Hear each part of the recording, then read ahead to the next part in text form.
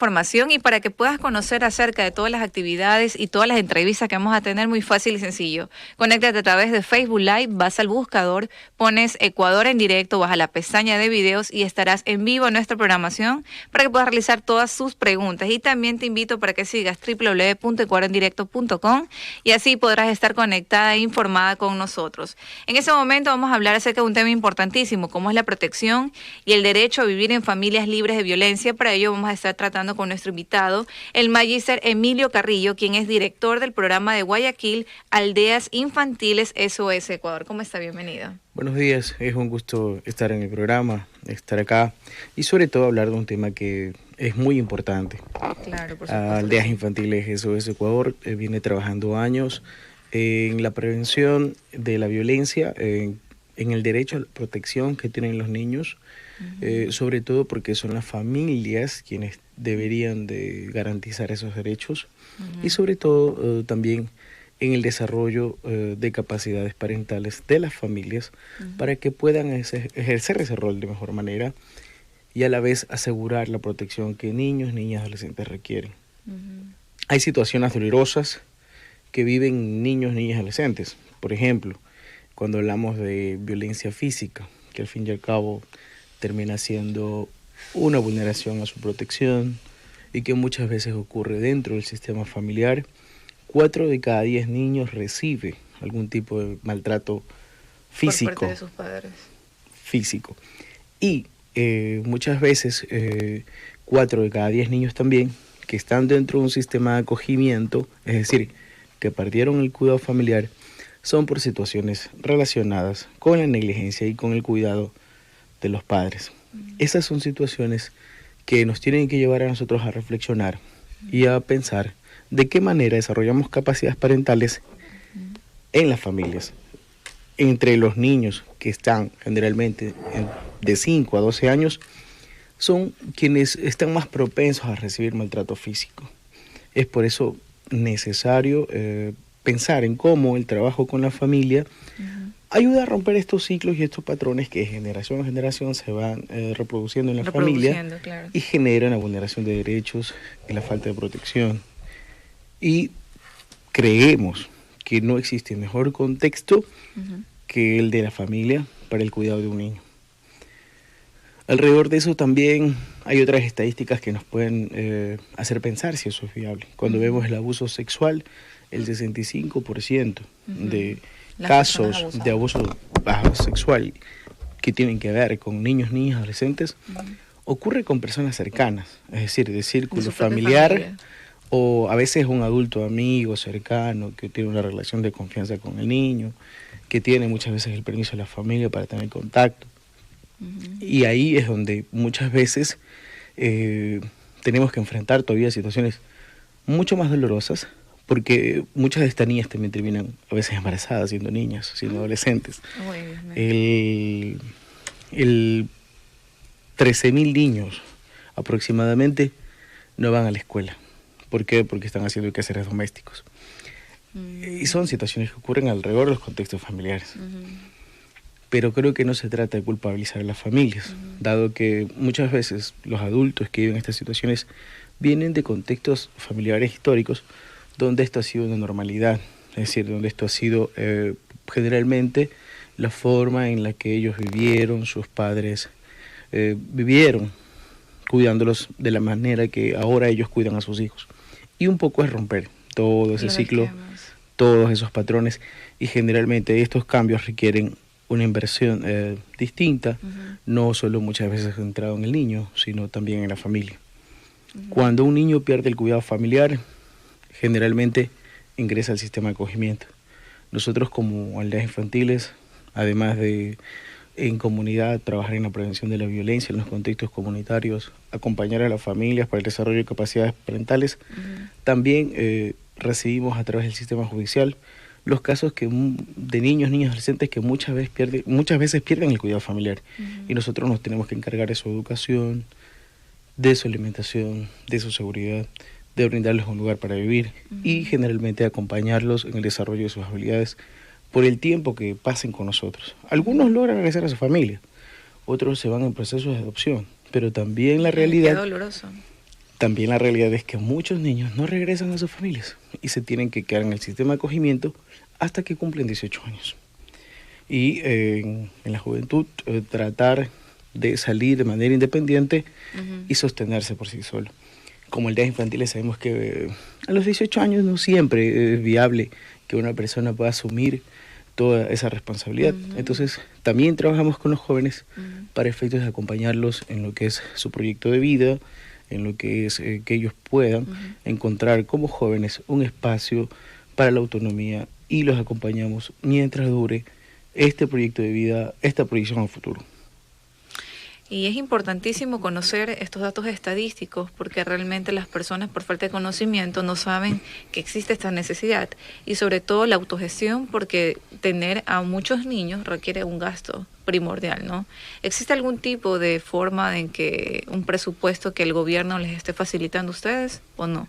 ¿O es una autogestión? Sí, nosotros trabajamos de la mano con organizaciones públicas, privadas, empresas, personas naturales, a través de los organismos públicos tenemos también fondos. Sin embargo, muchas veces no cubren la totalidad de las necesidades. Claro, es muy costoso. Cada niño o niña adolescente presenta una situación particular. Al ser un niño o niña adolescente que viene de vivir una situación de maltrato, negligencia, violencia, requiere sobre todo una intervención especializada en términos de psicología, en términos de trabajo social muchas veces. Y a veces, también, claro, exactamente, y a veces los presupuestos no logran cubrir todas esas necesidades. Entonces siempre también estamos abiertos a los aportes que pueda hacer la empresa, que pueda hacer la persona natural. Y lo que hacemos es que le pedimos que se contacten con nosotros a través de nuestras páginas de redes sociales y de esa manera ellos puedan también sumarse siendo aportes económicos o muchas veces también en especie. Mire, es importantísimo conocer porque si quizás algunos empresarios nos están viendo, bueno, pueden hacerse partícipes y poder ayudar a las personas de alguna u otra manera con un objeto social específico, ¿no? Que es poder ayudar a estos adolescentes y niños. Coménteme un poco, dentro de los casos que han ingresado, ¿cuánto del centro de acogimiento, cuántos niños tienen alrededor en este momento? Nosotros nos encontramos en 6 provincias, Imbabura, Manabí, Esmeraldas, Azuay, Pichincha, Guayas, y aproximadamente en cada una de ellas tenemos un promedio de 60, 80 niños que están dentro del sistema de acogimiento. Eso ya nos da una idea de que solo nosotros, porque no somos el único organismo, atiende aproximadamente a 300, 350 niños dentro del sistema de acogimiento, solo dentro del sistema de acogimiento. ¿Este centro de acogimiento hay algunos o solamente hay uno en Guayaquil? No, en el caso de Guayaquil, nuestro modelo se denomina Casas en Comunidad. Tratamos de proveerle un contexto de vida al niño lo más parecido a una familia.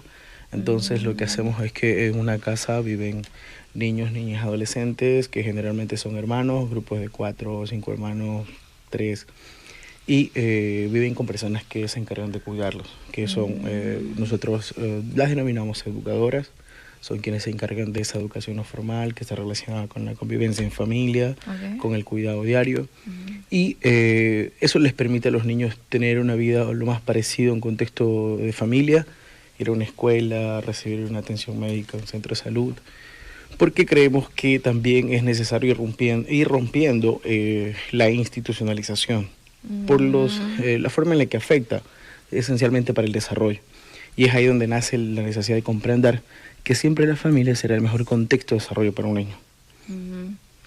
Y en este caso, por ejemplo, las familias que sí retornan a sus hogares, ¿cuál es el compromiso que se tiene o cuál es el filtro que realizan para que no ocurra nuevamente un tipo de negligencia o violencia? Claro, para que un niño regrese a una familia, sobre todo las situaciones iniciales que generaron que el niño sea expulsado del contexto familiar, tenga que ingresar a un sistema de acogimiento, tienen que modificarse. Y a través del trabajo que hacemos, muchas veces toma 2 años, 2 años y medio, 3 años. Lo que hacemos también es ir identificando, ¿no es cierto?, cómo ciertos indicadores se van cumpliendo que nos permiten a nosotros saber que existe un contexto de protección adecuada, que existe una habitabilidad adecuada, que existe la posibilidad de que la familia cuente con un sistema de apoyo comunitario que le permita dar respuesta a las necesidades de protección de los niños. Entonces hay todo un trabajo articulado a través de psicólogos, trabajadores sociales y siempre también a la par con el sistema judicial, porque todos los casos que recibimos están relacionados al sistema judicial. Entonces lo que hacemos es que implementamos toda esta estrategia de acompañamiento familiar, trabajamos esencialmente en el desarrollo de capacidades parentales y vamos evaluando semestralmente, trimestralmente, dependiendo de la necesidad de la familia, hasta que logramos que el niño logre regresar a su familia.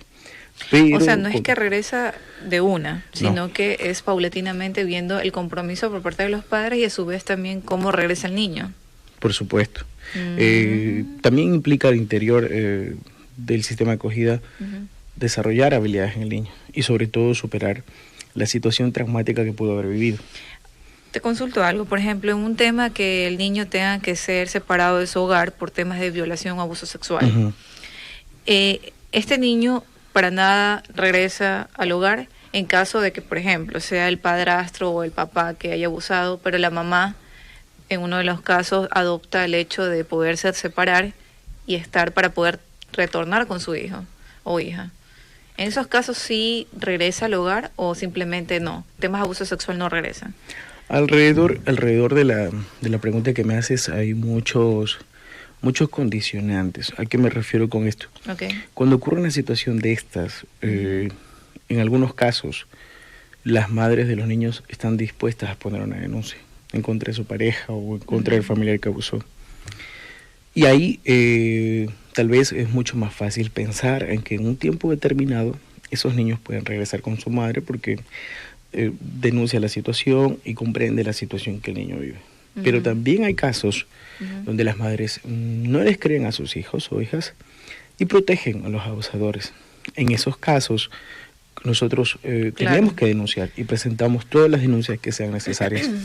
Y lo que ocurre también es que muchas veces las madres o la otra persona adulta que sabía termina vinculada por cuestiones de haber protegido, en este caso, al abusador.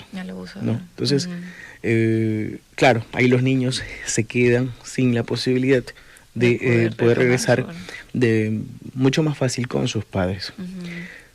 Es necesario también saber y pensar que el sistema de acogimiento no debe ser la primera respuesta. Exacto.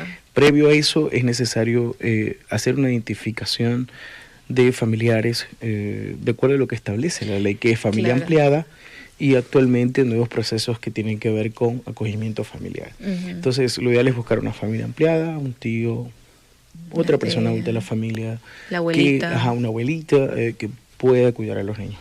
Si es que estas respuestas no hay del sistema familiar, viene una medida de acogimiento institucional.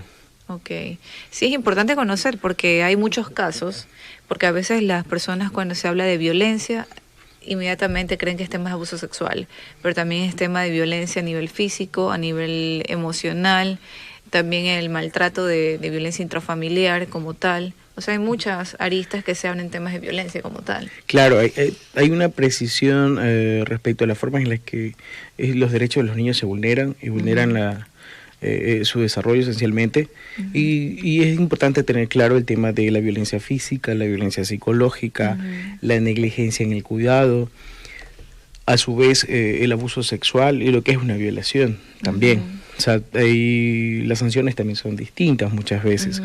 6 de cada 10 víctimas de violación son niños, niñas, adolescentes. Entonces es importante comprender que es necesario que las familias o alrededor de las familias también se trabaje sobre el desarrollo, la promoción de derechos y las responsabilidades de protección que tienen los adultos de las familias, pero también el Estado. El Estado es responsable de proveer respuestas desde las políticas públicas que aseguren su protección y sobre todo desde la prevención. Sí, bueno, desde ese punto de vista sí tiene que ver mucho el tema de que el Estado tiene que ser el primer ente regulador para que no existan estos casos. Porque también, por ejemplo, hay casos que sufren temas de violencia psicológica de las instituciones educativas donde ellos están estudiando. En esos casos, por ejemplo, ¿cómo se manejaría esos detalles?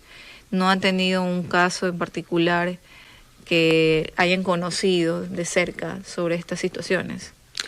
Lamentablemente nosotros hemos tenido muchas veces que denunciar situaciones de personas que son parte de la familia, padres, tíos que han sido abusadores o violentadores físicos de los niños, por así decirlo. También muchas veces hemos tenido que denunciar a personal docente de algunas entidades educativas por situaciones relacionadas, ya sea el abuso sexual o también relacionadas al maltrato físico. Es importante que una organización tenga claro que tiene esa responsabilidad y que es necesario hacerlo.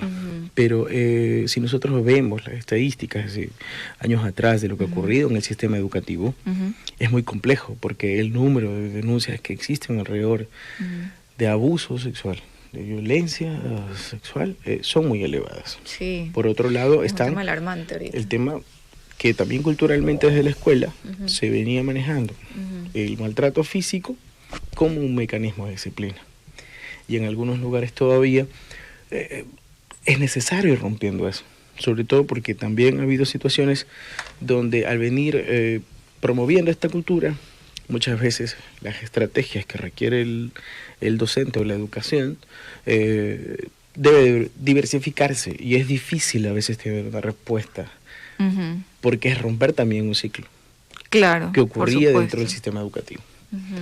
Es importante ahí dar las respuestas y dar los apoyos al sistema de educación para que implemente nuevas formas de restablecer una relación de cuidado, de protección, pero sobre todo también de respeto a los derechos de los niños, niñas y adolescentes. Sí, es importantísimo poder conocer y sobre todo hacer conciencia, ¿no?, de ello. Y también las instituciones educativas, velar la integridad de los niños, ¿no?, que tienen a su cargo, porque es el primer nexo principal para que ellos puedan verificar que realmente estos casos no sucedan, ¿no? Y en caso de que sucedan, tener conocimiento y hacer algo al respecto. Porque muchas directoras, no todas, pero sí he visto de que hacen caso omiso, ¿no? Hacen caso omiso, dicen, no, es que ellas son las encargadas, entonces...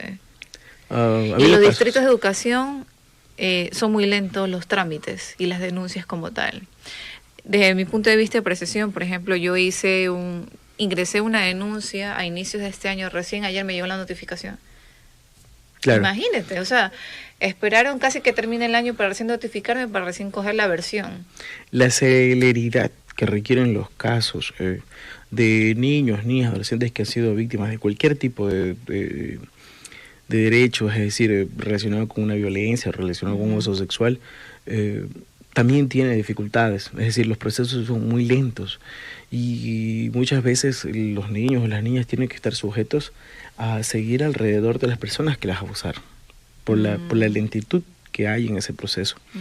Entonces, sí es necesario también revisar todos esos procesos para efectos de que pudiera ser mucho más eficiente la forma en la que se proveen a veces las medidas de protección, las acciones como tal para proteger a los niños y las sanciones con las personas que lo hayan hecho. En algunos casos se requiere hacer investigaciones, pero hay medidas de protección que te permiten asegurar que el niño o la niña no esté expuesto a más situaciones de violencia, dado que si el abusador conoce, el riesgo se eleva para la persona que ha sido víctima. ¿Sí? Sí, más que todo que deberían de las personas que receptan estas denuncias hacer un compromiso real y eficiente, porque como te digo, o sea, a inicios de este año yo tuve un caso que se puso una denuncia y recién contestaron ayer. Oye, me dio mucho coraje porque no soy la persona directa, pero soy su abogada como tal. Y yo le comenté este tema, ¿no?, a la madre afectada y me dijo, ¿sabes qué? Yo no quiero saber nada. Entonces ya pasó el tiempo que tenía que haber pasado y recién me llaman para coger una versión. O sea, ¿cuánto tiempo les tomaron para poder analizar y llamar a las partes para reunir los medios probatorios necesarios para poder tener una medida sancionatoria en el tiempo apropiado? Pero esperar prácticamente 9 meses para recién reunir los hechos y notificar a las partes es algo absurdo desde mi punto de vista. Debería de crearse un tipo de mecanismo que realmente sea un poco más eficiente para que estas cosas no se tormen, no se alarguen tanto, ¿no? Por supuesto, y tenemos que tener claro que todo niño, niña, adolescente requiere, necesita de su derecho y merece vivir en una familia que sea afectiva, que sea protectora, que esté disponible para escucharlo, para atender sus necesidades, no solo de alimentación, de educación, sino sobre todo aquellas que tienen que ver con el cariño, con el afecto, con el amor. Es importante porque eso tiene que ver mucho con el desarrollo y la vida futura de un niño. El hecho de ser un niño seguro, feliz, que tiene la posibilidad de soñar. Entonces, en ese sentido, sí es importante ver esto como una cuestión no solo de necesidad, sino de derechos esencialmente. Por supuesto que sí. Bueno, le damos el saludo a todas las personas que están conectadas a través de nuestras redes sociales. Un saludo para Flaquita2490, para la abogada Gina Tomás, también para CIPSI Consultoría 2016, que se acaba de conectar con nosotros. Y nos menciona, dice, es importante la capacitación constante en la prevención de los tipos de abusos al personal y pueden tener criterios para identificar y abordar de inmediato. Ayer me llegó un caso donde un adulto le había dicho al niño que a las niñas se las tienen que violar y no tratarlas como reinas. Yo insisto, hay que trabajar en la prevención cuando la persona tiene un conocimiento previo para actuar y evitar el abuso. Referente a este tema, ¿qué podemos contestar? Creo que el comentario de este adulto refleja cómo socialmente, desde los patrones culturales relacionados al machismo, también a la violencia muchas veces basada en género, sí, eso sí es reproduce otras acciones que tienen que ver con ese abuso físico, en cambio con ese abuso sexual. Y es necesario comprender que no es una cuestión solo de esta persona, es decir, es una cuestión que viene probablemente de su familia, y habría que ver si en su familia hubieron personas que vivieron esta situación o si él no la vivió. Y ahí es donde nosotros tenemos que promover respuestas que vengan desde las políticas públicas orientadas a la educación en estos temas, porque no tiene sentido tampoco a veces enseñarle a un niño cosas que son complejas, si primero nos enseña cómo autoprotegerse, el autocuidado, por supuesto. El tema también de cuáles son sus derechos, de una convivencia sin violencia en el contexto familiar, con los iguales, son necesidades para la vida, es decir, tiene que ver mucho con el desarrollo de otras habilidades para el futuro. Y esas son las cosas que se deberían de estar orientando, educando, acompañando. También nosotros siempre decimos, porque una gran parte del trabajo pasa por acompañarlos a los adolescentes, a los niños en su desarrollo. Entonces, es comprender eso, pero lamentablemente si ocurre, también tenemos que pensar en las sanciones. O sea, claro, por supuesto. Y en muchos casos, cuando hablamos de sanciones, incluso a adolescentes que pudieran estar ya pensando de esa manera, involucrados, tenemos que pensar en que tienen que ser reparadoras, tienen que ser también orientadoras. Por supuesto que sí. Porque la sanción por sí tampoco va a resolver el problema. Tiene que ver algo aparte, o sea, aparte de haber sancionado, también ver la manera de cómo ayudar tanto al victimario y a la víctima. Así es parte de la responsabilidad. Y Aldeas Infantiles están convencidos que una gran parte del trabajo que hacemos tiene que pasar por la prevención, porque una vez cuando ya ocurre el hecho y tienes que lamentablemente separar a niños de sus familias, la ayuda que se da, el trabajo que se hace, todas las acciones que se realizan ya tienen otros costos, no solo en términos económicos, es decir, es más caro, ya cuando tú intervienes en ese momento, pero tiene otros costos también desde lo que pasa en las vidas de las personas, porque ese niño ya perdió su familia, porque tiene doble violencia hasta cierto punto, claro, aceptar que ya no va a estar con sus padres y hay consecuencias, exacto, y es necesario al contrario, es decir, prevenir que no ocurra, y eso hay que hacerlo desde los contextos comunitarios, desde los contextos de las escuelas, de los grupos de adolescentes, de niños, que generalmente están en las comunidades. Entonces, por eso es importante pensar en una prevención que vaya abordando la comunidad, las familias y a los niños cuando ya y sus familias cuando ya aparecen situaciones que vulneran sus derechos como delitos o contravenciones. De verdad te agradezco muchísimo, Emilio. El tema es muy importante, abre muchas aristas, es un espectro muy amplio, ¿no?, para poderlo analizar. Sin embargo, te invito nuevamente, quizás en otro momento, para abordar otro tema que vaya relacionado a esto que ocurre y está sucediendo. Ahí pudimos analizar el tema de las estadísticas, que cada vez en vez de ir bajando, se van incrementando, ¿no? Y tenemos que hacer una conciencia más allá del tema de solamente ver, sino también poder ayudar. Y de qué manera es informarse, ¿no? Sí, muchas gracias.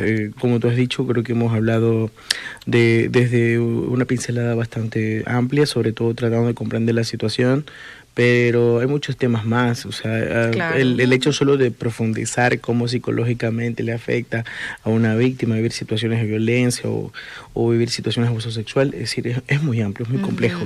En ese sentido, gracias y encantado de volver, y invitarlos a todos a que nos sigan por nuestras redes. Nos ubican como Aldea SOS Ecuador.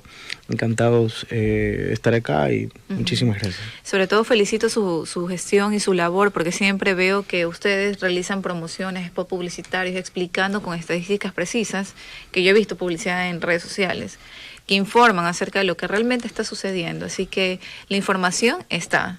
Lo que tienen que hacer es apoyarse mutuamente, tratar de ayudar a otros. Si ves a alguien que está sufriendo agresión, denúncialo para ayudar a esta persona, ¿no? Así es. Porque es el futuro ciudadano que, si no tiene la ayuda necesaria a tiempo, probablemente termine muy mal, ¿no? Esta persona. Y eso es lo que no queremos. Queremos mentes sanas, personas saludables, personas estables con una buena autoestima bien puesta, porque eso es lo que conformamos todos nosotros. Así es. Si tenemos una comunidad con personas realmente saludables física y emocionalmente, vamos a hacer y ayudar mucho más a todos nosotros, entre todos.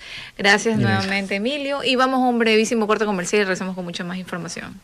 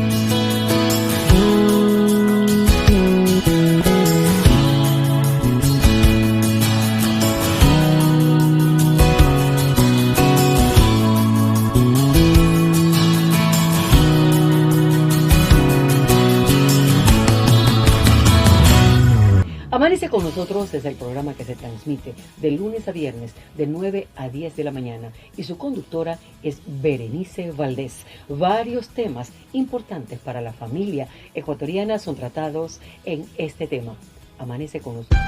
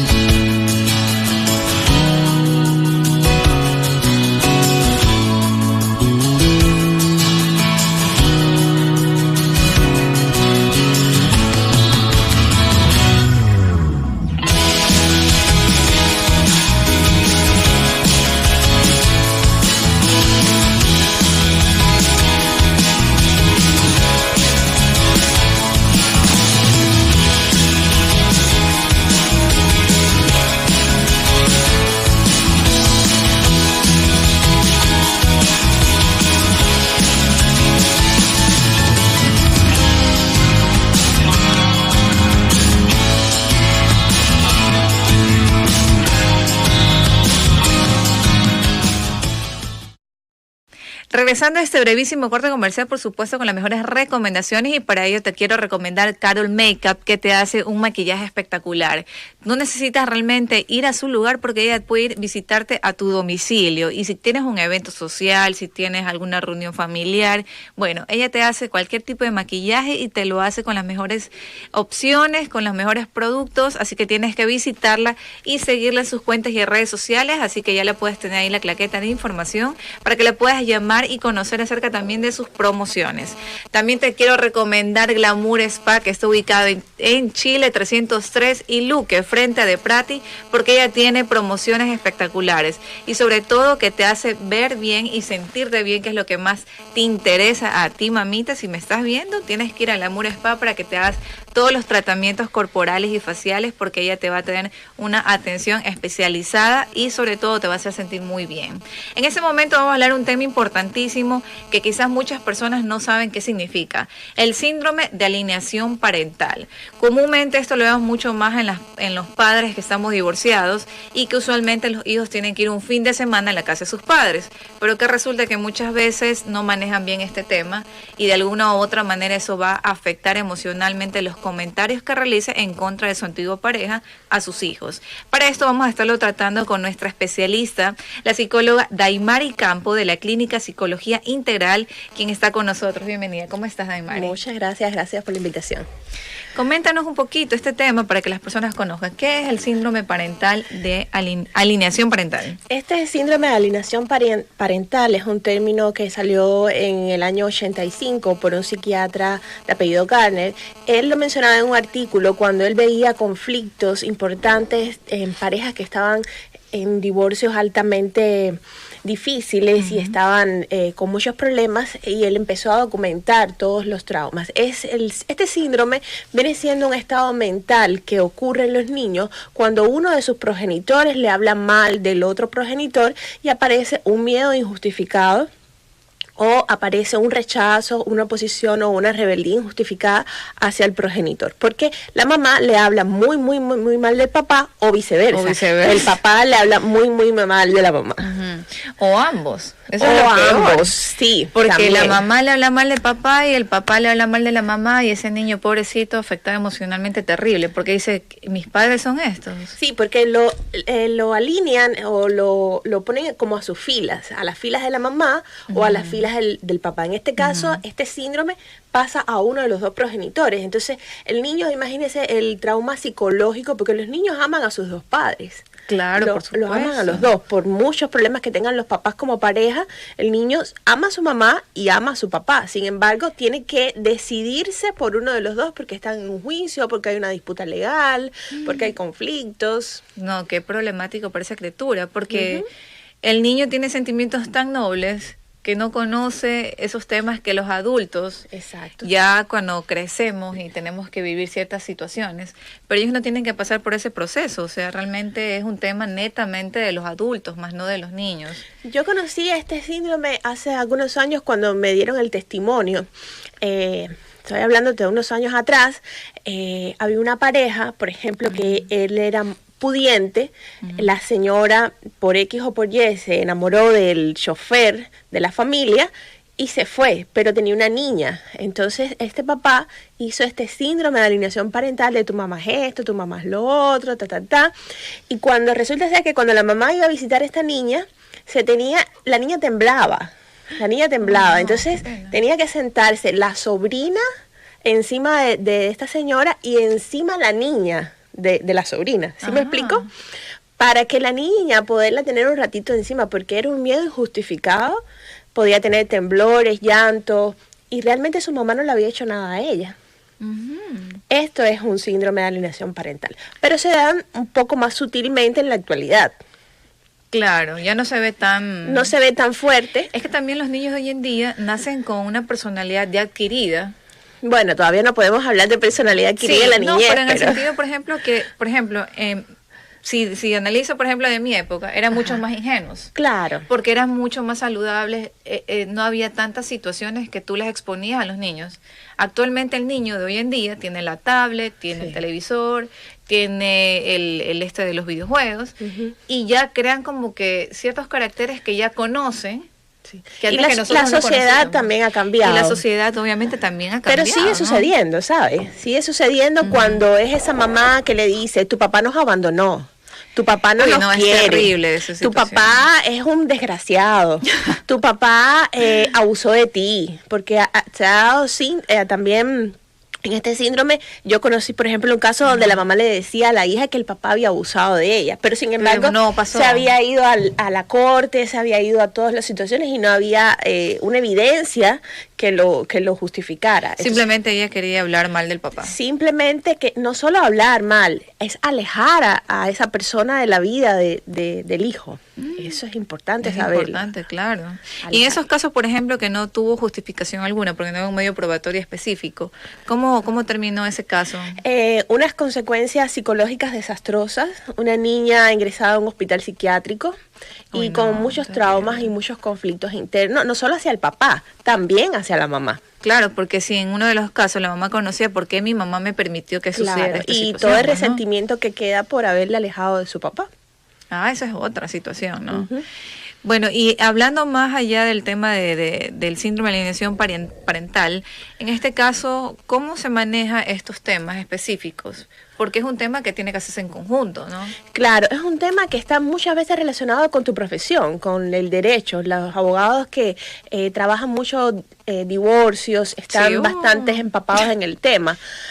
Aunque existen algunos detractores de este término, incluso la OMS, Organización Mundial de la Salud, y la Organización de Psicología, no lo reconoce todavía en los manuales.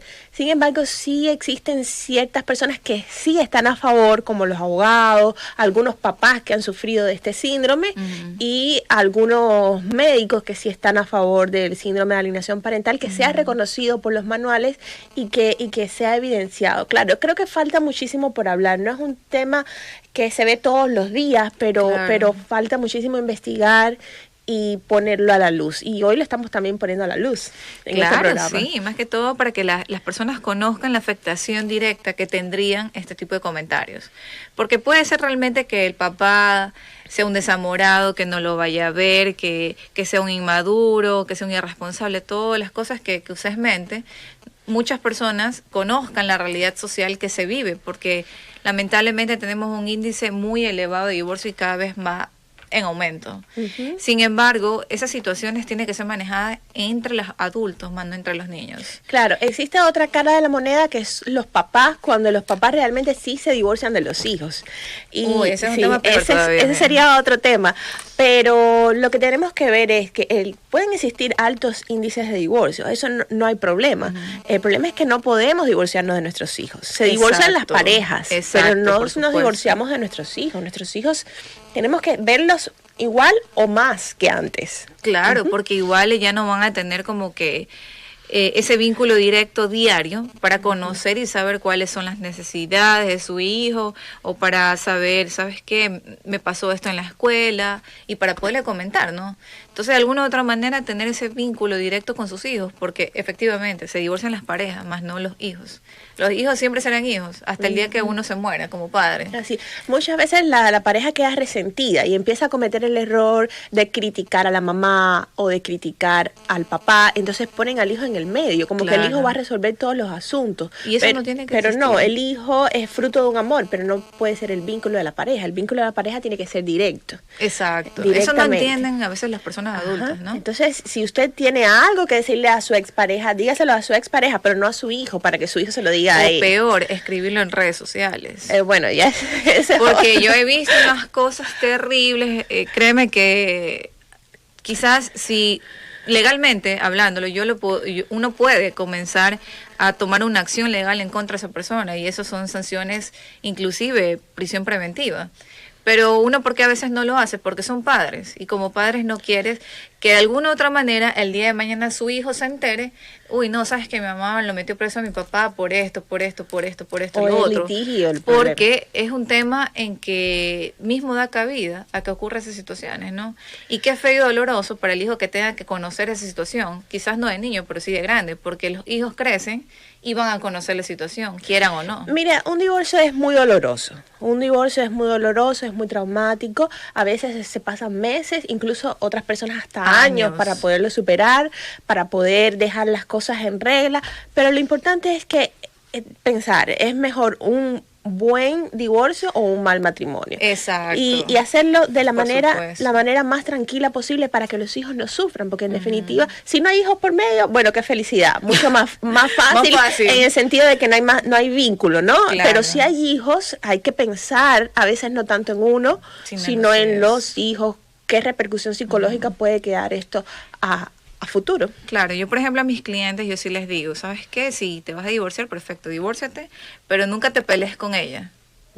¿Por qué? Porque ese vínculo lo vas a tener toda tu vida. Así es. La graduación, los eventos escolares, cuando tu hija se te case, cuando tu hijo se vaya fuera del país.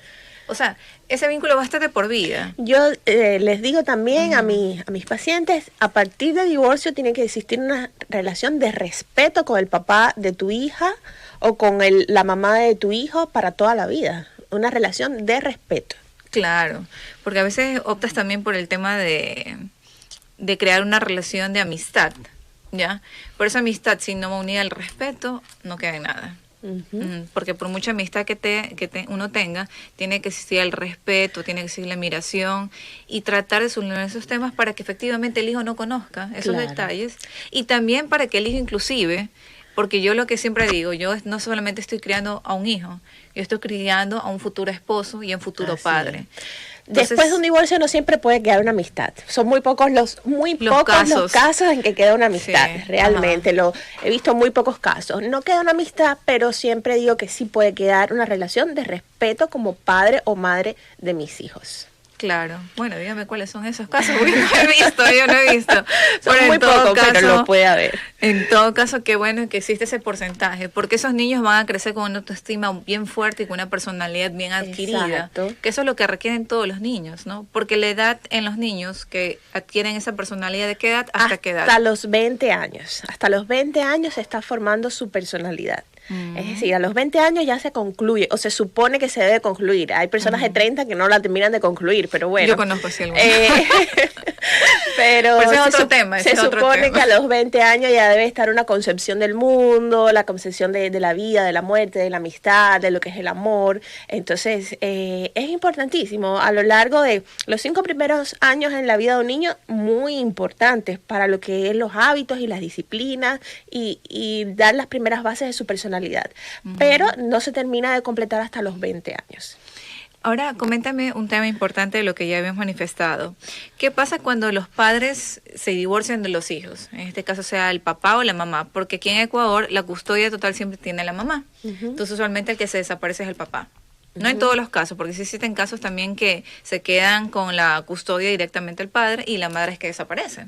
En este tipo de casos, sea hombre o mujer, ¿qué sucede con la persona, con el hijo en este caso? ¿Cuál es la afectación directa emocional que tuviera? Bueno, las afectaciones psicológicas generalmente son de por vida y hasta la edad adulta. Eso no se quita.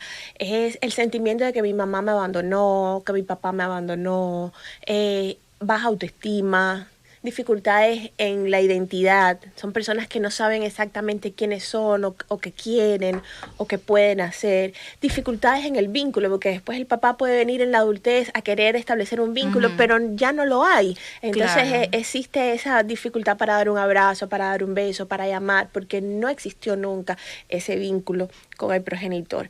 Pasa también a veces cuando son criadas con las abuelitas, que después la mamá no tiene vínculo con la hija. Eso sucede también. Entonces, ese tema que no. Bueno, a ver, a veces las niñas son criadas por las abuelitas, entonces la mamá se va. Aquí en Ecuador ha migrado mucho a España, por ejemplo.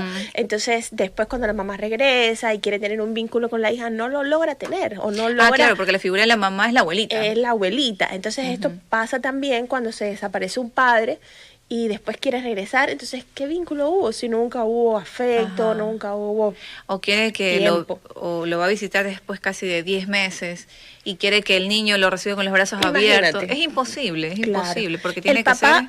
Y también le digo a las mamás, el papá tiene deberes que es la manutención, pero también tiene derechos, porque a veces mamás solo quieren deberes, que el papá dé el dinero, aporte el dinero, pero el papá tiene el derecho de ver al niño, de pasar con el niño y viceversa. Claro, por supuesto. Lo que pasa es que también hay una doble vía. Hay casos, por ejemplo, que yo he visto, casos de cerca, que las mamás dicen, ¿sabes qué? Por último, ya, no me pases nada, pero tampoco la puedes ver a mi hija, que yo me encargo, ¿no? Pero también existen los casos de que la mamá, ok, ¿sabes qué? Hay un juicio de por medio, me pasas la pensión, tienes las visitas abiertas, solamente previamente, ¿sabes qué? Oye, voy a ir tal día y perfecto, y no pasa nada. Pero ellos simplemente no van porque no quieren. Claro. Porque sus prioridades son la fiesta, la familia, el amigo, o su nuevo compromiso, sus otros hijos, y dejan de lado al hijo que tuvo en su debido momento con la pareja anterior. En el primer caso que me mencionas, nosotros las mamás no podemos obviar a los papás. Los papás existen por algo, ¿no? Claro, y es imposible. El papel de la figura paterna es importante también para nuestros hijos. Eso de que mamá es madre y padre a la vez no existe. La mamá es mamá y punto. La figura paterna tiene otras características que no las puede hacer uno como mujer, ¿no? En su debido momento lo hace el papel el abuelito, el tío, o inclusive muchas parejas he visto que inclusive el novio o el otro esposo es el que hace esa función, porque también ha existido. Podría ser, sí, podría ser. Y hay quien lo hace muy bien, por cierto. Hasta mejores que los propios padres biológicos he visto. También. Sí. En el primer caso, yo les recomendaría que no opaquen a la figura del papá, hasta donde sea posible que esté ahí la figura del papá. Claro. Quizás no la mejor, quizás no la más perfecta, pero está ahí. Está ahí claro, y es importante para nuestros hijos. Que nuestros hijos sepan que tienen a su papá. Y en el otro caso, que son los papás los que se alejan, bueno, yo les diría que no puede haber divorcio por mucho resentimiento que pueda tener hacia la mujer, porque hay hombres que quieren regresar con la mujer, entonces como la mujer no se lo permite, empiezan con el resentimiento y no van a ver al hijo o no van. Se desquitan con el hijo pensando que se están desquitando con su expareja cuando la expareja ya pasó ese proceso hace rato, porque uno como adulto sabe cómo terminar esas fases y procesos, pero los hijos no entienden eso, los hijos son muy ingenuos de sentimientos, muy nobles y no comprenden esa situación. Entonces, importantísimo, papá se divorcia de la pareja o mamá se divorcia de la pareja, más no de los hijos. Al contrario, usted debe estar más pendiente, llamarlo más, visitarlo a la escuela, estar pendiente de sus reuniones. No solo es el dinero que le manda mensualmente, es todo. Claro, a veces muchos padres dicen, bueno, yo soy padre y cumplo mi rol como padre, porque le paso la pensión alimenticia, ¿no? Pero realmente no es eso. Conlleva muchas cosas, muchos factores, estar pendiente de sus hijos, darles un abrazo, decirles un te amo. Tiempo de calidad. Llevarlos, o sea, no tampoco que pasen 24 horas pegados a ellos, pero por lo menos si hacen unas visitas que están autogestionadas y ya reguladas, ¿sabes qué? Vas a visitar a tu hijo, deja el celular a un lado y dedícate a tu hijo, colorea con él, pregúntale cuál es su cuento favorito, juega pelota. Tiempo de calidad, llévalo al parque. Exacto, llévalo al parque, enséñale a andar en bicicleta, o sea, hay tiempo de calidad y ese tiempo de calidad ellos se van a acordar toda su vida. Toda la vida. Puede ser 20 minutos, pero para ellos es una eternidad porque ellos van a decir, ¿sabes qué? Mi papá me enseñó a andar en bicicleta. Mi papá cuando era chiquito me llevó al parque. Mi papá me hizo esto por mí. Pero si tú no estás creando recuerdos positivos en ellos, ¿qué va a decir el papá? Así mismo es. Sino que va a decir, no, mi mamá es la que me llevó al parque, mi mamá me hizo esto, mi mamá me hizo lo otro, mi mamá me llevó a la radio, mi mamá me hizo... Entonces, no, o sea, tiene que el papá también crear esos recuerdos positivos en ellos. Por supuesto. Los niños a veces no les interesa el súper par de zapatos que me están llevando, o el súper regalo. Ellos les interesan es el tiempo de calidad, lo que disfrutaron con su papá, dormir o jugar. Eso es importantísimo. Jugar es parte de la actividad rectora de los niños. Ajá. Qué importantísimo este tema, ¿no? Conocer, abre muchas aristas, ¿no? Y sobre todo, por ejemplo, este síndrome de alienación parental que no es muy hablado, la gente no conoce. Y a veces uno cree que forma parte de la comunicación habitual y cree que es algo normal, ¿no? Porque dice, ¿sabes qué? Bueno, al fin y al cabo tú ya conoces, ¿no? Cómo es tu padre. Sí, pero es muy sutil, le dice, sí, nos abandonó, nos dejó, pero esto va dejando secuelas y marcas, heridas psicológicas que no se curan. Entonces lo ideal, a lo mejor esa persona no es el mejor padre del mundo, pero lo ideal es no hablarle mal del papá. Peor criticar, hablar y todo, porque el niño también se resiente. Y cuando el niño crezca, si tiene algo que ver y si tiene algo que aprender y si tiene algo que darse cuenta del papá, porque todos los adultos o todos los adolescentes en algún momento bajan del altar a la mamá y al papá. Para el niño, su mamá y su papá es lo máximo, es lo más importante. Cuando llegan a la adolescencia, llega un momento que lo bajan del altar y es algo que todos debemos hacer Claro, en nuestra salud psicológica, ¿no? Pero ya serían ellos solitos los que se dan cuenta de la situación. Exacto, eso yo digo, que se dé cuenta solo y cuando esté grande. Ajá. Porque uno no puede meterse en esa situación. O sea, en lo personal, desde mi punto de vista, yo jamás podría hablarle mal al padre, así sea la peor cosa del mundo. Porque al final del día, yo sé que mi hijo va a ser un futuro esposo y un futuro padre. Y una Entonces, persona que está en formación. Claro, entonces yo no quisiera que, siendo él como hombre, el día de mañana diga, no, pues si que era mi señor padre, no hizo esto, ¿yo qué voy a hacer? Entonces a mí tampoco me interesa, pues, ¿no? Porque se estaría creando un círculo vicioso y yo quiero romper ese esquema. Totalmente, o sea, él tiene que ser un buen padre, un buen esposo, un buen hijo, un buen profesional y sobre todo un buen ciudadano con valores, con autoestima y bien definido. Bueno, no importa que nos divorciemos, lo importante es que no tengamos un divorcio traumático y que nuestros hijos al final no sufran sobre ese tema. Y si usted le dio a ese padre, a esa persona o le dio a esa mamá, por algo después lo no se la quiere quitar. Claro, no, pues y por algo lo elegiste. Por algo lo elegiste, ¿verdad? Sí. Le damos el saludo a todas las personas que están conectadas con nosotros en Instagram. Viaje Next se acaba de unir, un saludito. Hola. También para Charlie Brown 37, para Cipsi Consultoría, indica excelente tema y poco se habla de ello, es verdad.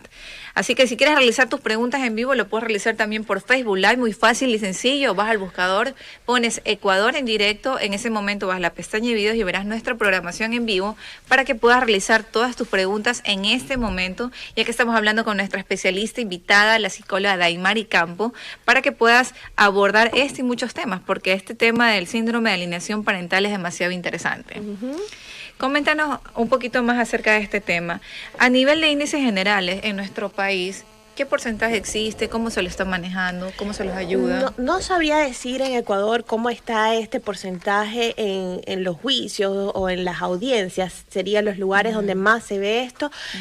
No está permitido todavía en los juicios hablar de síndrome de alienación parental. Es algo que todavía está en discusión. Entonces, no sé en el Ecuador cómo se estará manejando este tema en las audiencias, ¿no? O sea, en las audiencias usualmente lo que se hace, porque depende del tipo de juicio que se realice, ¿no? Porque usualmente existe juicio de divorcio, juicio de pensión alimenticia, el juicio de regulación de visitas, que incluye el tema del no abandono de esa figura, sea materno o paterna para el niño, ¿no? Porque la Constitución establece que todo niño merece vivir en un buen ambiente, en un ambiente sano, saludable, que tiene sus derechos y obligaciones adquiridas, y que los padres debemos ser los primeros entes reguladores para que tenga un bienestar pleno, ¿no? En su desarrollo físico y emocional. Sin embargo, en los juicios que se han adquirido tienes que poner de manera precisa qué es lo que ocurre, ¿no? Entonces, en estos casos, lo que se manifiesta dentro de una audiencia es que se designa a una persona, una psicóloga especializada, para que a través de juegos o evidencia de dibujos y cosas así, la criatura evalúe y dé un diagnóstico aprobado y apropiado, porque eso definirá la medida sancionatoria.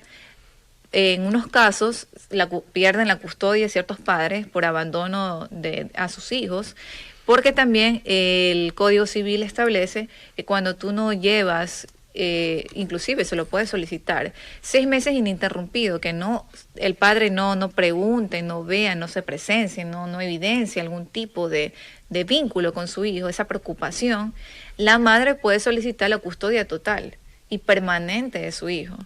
¿Ya? ¿Por qué? Porque la papá prácticamente lo abandonó, pues, ¿no? Sin embargo, hay muchas personas que no lo realizan, ¿no? Porque creen y tienen la esperanza de que un día el papá aparezca y tenga esa responsabilidad. Porque también yo veo ese punto de vista, ¿no?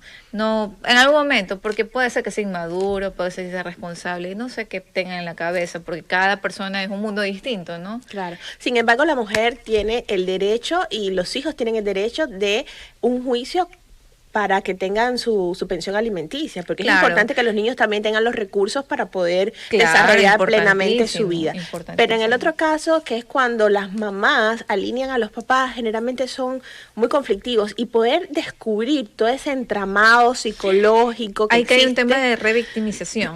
¿Por qué? Exacto. Porque el niño va, ¿no? Dice cómo se siente a la psicóloga, trae dibujitos, cuentos, yo qué sé, ¿no? Porque ahora los diagnósticos en los niños es mucho más fácil, ¿no? De poderlos diagnosticar a través del juego. Pero ¿qué ocurre? Ya termina eso de ahí, la psicóloga hace su escrito que le pasa a la jueza manda a llamar nuevamente al niño. Entonces ahí se revictimiza. ¿Por qué? Porque nuevamente esa criatura tiene que manifestar ante la jueza cómo se siente, qué es lo que pasó. La jueza también hace ciertas preguntas que a veces no tienen mucha cautela. Por eso es necesario que ciertos jueces dedicados a niñas y a familia tengan la capacidad de conocer de manera precisa y oportuna realizar esas preguntas. ¿Por qué? Porque a veces caen en ambigüedades o a veces no son claras. Entonces el niño, un niño de, imagínate, 4 o 5 años, que recién a veces ni siquiera gesticula bien, no conoce muchas palabras, Claro. ¿cómo puede manifestar ciertas situaciones, ¿no? Y peor si está alineado a una de las Exacto. mamás. ¿Cómo sabemos si está Peor. alineado a la mamá o si está alineado al El papá? papá, claro, Ya, imagínate. ya tiene todo un trabajo psicológico realizado por uno de los progenitores, donde existe ese miedo injustificado hacia el otro papá que en realidad no le ha hecho nada al niño. Exacto. Entonces, imagínate, es un poco complicado a nivel legal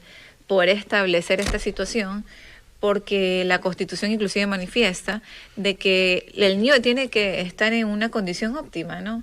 Y cuando en el proceso legal o en los procesos judiciales como tales existen estos temas de revictimización, el adolescente o el niño cae en un tema de que también se puede frustrar, se puede supuesto. sentir mal, o puede crear una afectación emocional que dice, bueno, pero ¿por qué yo estoy aquí? Estoy metida en Le este estoy conflicto, en este no, le estoy problema. haciendo daño a mi papá, le estoy haciendo daño a mi mamá, Y y muchas se veces- siente entre la espada y la pared, pues, ¿no? Y muchas veces siente que ha traicionado a la mamá o siente que ha traicionado al papá. Esto pasa también cuando la mamá le dice, no quieras a la esposa de tu papá, o no quieras a la mujer de tu O papá, hazle la vida o hazle la imposible. vida imposible. Ajá. Entonces el niño siente que si quiere a esa persona, si quiere a esa mujer, O si está quiere quedar bien con la traicionando, mamá, está tiene que traicionando a su hacerlo. mamá. Entonces Exacto. es complicado para los niños verse en una postura tan difícil, Ujú. tan difícil. Lo ideal, señores, por favor, no metamos a nuestros hijos en nuestros conflictos de adultos. Sí, si tienes algo que decirle a tu ex esposa, díselo, invítale a un café y díganse de todo, pero traten de solucionar este tema porque los más afectados son los hijos, y los hijos no tienen que por qué verificar ni ver ni vivir estas situaciones. Relación entre mamá y papá es relación entre mamá y papá. Relación madre e hijo y padre e hijo es diferente. Claro. Entonces, no pierda usted el vínculo de su hijo o de su hija. Ahora coméntame, en caso ya de que existe ese síndrome de alienación parental, ¿cómo se los puede ayudar? ¿Cómo es el proceso psicológico para tanto los Bueno, padres y los hijos? primeramente, el padre que alinea al niño es difícil que lo reconozca. Es difícil que reconozca que está haciendo una labor en contra del niño. Ah, ok. Ya. Es difícil que la mamá reconozca que está cometiendo un error, porque para ella es así. Para ella es que el papá los abandonó, que el papá es un desgraciado, que el papá es un hijo de tal cual. Ajá. Entonces es difícil que reconozca que está equivocada. Ese es el paso más difícil. Ahí le queda, pueden ser que los dos padres sean... digamos, tenga un problema de salud mental o uno de los padres tenga un problema de salud mental. También está el caso. ¿Por qué estás haciendo ese síndrome? ¿Por qué estás haciendo eso con tu Claro, hijo? ajá. ¿Verdad? Habría Sí. que plantearse la posibilidad de si los papás están aptos mentalmente, uno o los dos están aptos mentalmente. Ah, ese es otro juicio también. Un juicio más largo todavía. Bueno, entonces, en caso de que uno de los dos sea un poco más sensato, tratar de mantener la calma, tratar de mantener la cordura. Si siente que no puede llegar al hijo en la casa, bueno, visitarlo en la escuela. Ujú. Y a medida de que el niño vaya creciendo, se dará cuenta de la situación, porque los niños también se dan cuenta después cuando crecen qué fue lo bueno o qué fue lo malo de la mamá, qué fue lo bueno, qué fue lo malo del papá. y van evaluando, van sacando sus propias conclusiones. Entonces, no perder ese vínculo y tratar siempre de estar pendiente, por más que quieran alejarles de sus hijos. ¿Qué pasa y qué ocurre, por ejemplo, cuando tú te das cuenta de esta situación y la mamá o el papá realmente pide ayuda a un psicólogo? ¿Cómo se los ayuda a los niños para poder enfrentar y ya no tener este temor? Porque los niños se sienten que están traicionando a uno de sus dos padres, pues, ¿no? Claro, se puede tener terapias de desensibilización sistemática donde este miedo irracional hacia su progenitor vaya disminuyendo poco a poco a través del juego, a través de encuentros pequeños, pero después que se pueden ir aumentando progresivamente y puede ir mejorando la relación, el vínculo con el papá o con la mamá. Mira, es importantísimo conocer también, porque lo importante aquí es que uno de los dos adultos se dé cuenta de esta situación para que poder así o también los familiares, ayudar. o los familiares también pueden. Hay veces familiares que ni se meten. Por ejemplo, pueden ver que el hijo no cumpla con su responsabilidad, su rol como papá, pero ni se meten porque dice, bueno, es problema de él verá cómo va a solucionar el tema, pues, ¿no? Pero hablando del síndrome, o la mamá lo mismo, ¿no? Hablando del síndrome, capaz y los abuelitos se dan cuenta de lo que está haciendo su hija. Puede ser. Entonces, amiga, yo he visto cosas que en vez de ayudarlos, los apoyan. Y ellos se sienten más puede ser, soportados, también. ¿no? Pero sea bueno, hombre o mujer. si hay alguien que lo ve y trate de parar esta situación y de buscar buenos vínculos. Yo conozco abuelitos que tienen muy excelente relación con los papás de los niños. Es decir, los abuelitos maternos tienen excelente relación con los papás. Y esto es muy importante. Que el niño también vea de que... Si no está el papá, están los abuelos. Exacto. Paternos o maternos que están ahí pendientes. No, eso sí es verdad. En ese caso sí, yo he visto muchísimos casos en que los llamados inmediatos son los abuelos. Por ejemplo, un caso muy específico, había una persona que, lamentablemente, este niño sí tenía muchos problemas psicológicos. La mamá había tenido al cuidado de su nene. Sin embargo, era una persona de muy temprana edad.